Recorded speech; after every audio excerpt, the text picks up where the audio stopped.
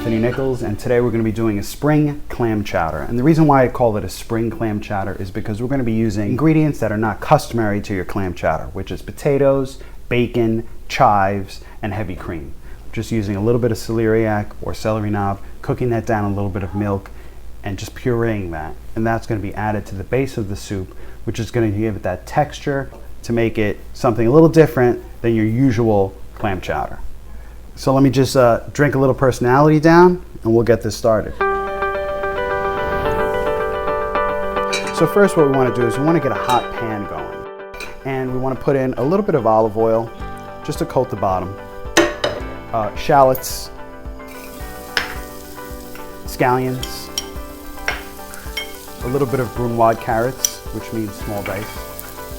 And we're going to mix that up in the pan and just get that going, get the flavor going. You just want to sweat, basically, is what cooks call it. It just means just activating the flavors, getting some of that water out. We want to season with some pepper. We want to put in salt.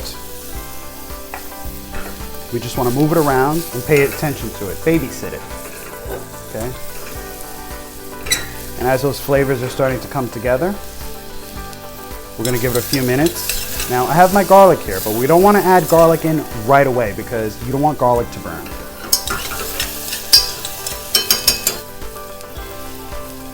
We'll add a little bit of garlic, shaved on a mandolin. Smells great, it's already starting to come together. And this is going to be the basis of this clam chowder.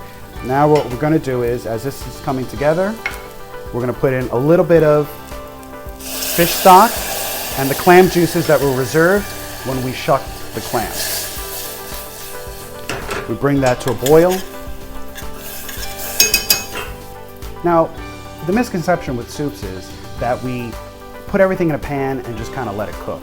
However, soup is about developing the flavor individually, cooking your shallots individually, cooking your scallions individually, cooking your garlic individually, and it's about developing those flavors and then coming together at the right time.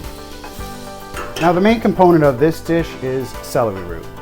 What we have is celery root cooked in milk. Very simple. Put it in a pan, dice up the celery root, add some milk, maybe 20 minutes, and then we're going to just puree it. We will add the puree.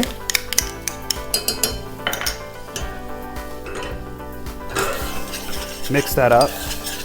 I like to add a nice strong butter in there. Basically what I'm using is Kerrygold Irish butter. Has a beautiful fat consistency and a great color.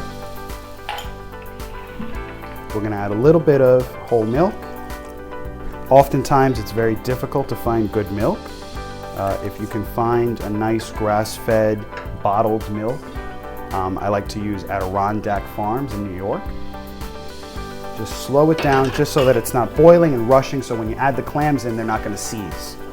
We're moving it around, the flavors are going to be there.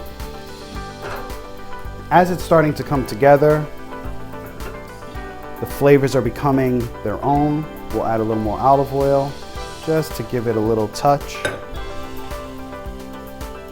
As you can see, our clam chowder is coming together. I'm going to add this whisk to help to emulsify it, and that's going to help bring together the celery root and the milk that is coming together because of the high temperatures.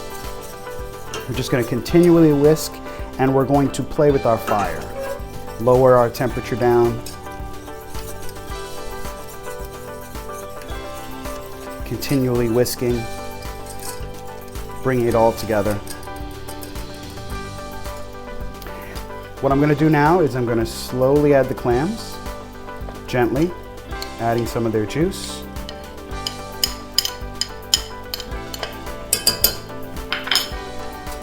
And now we're going to mix it together. And basically what I'm going to do now is I'm going to turn off my heat. Now that our clams have been resting inside the warm broth, we're ready to plate.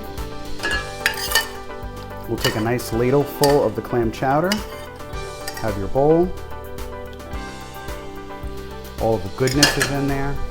We're going to garnish with a bit of scallion and a little bit of my favorite Maldon sea salt.